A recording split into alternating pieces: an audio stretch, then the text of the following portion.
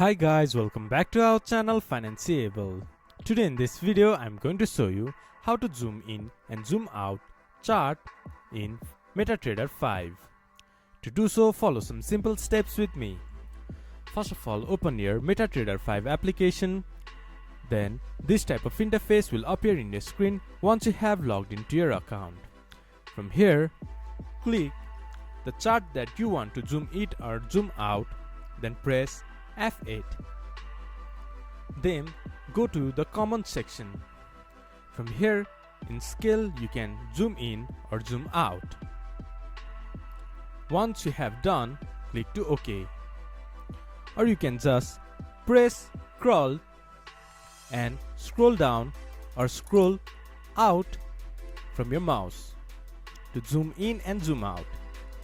This is how you can zoom in and zoom out in MetaTrader 5 chart. To do this much for today's video. If you guys find our video helpful, please leave a like and comment. And do not forget to subscribe our channel and hit the bell icon. I'll see you guys again in our next video. Thank you for watching.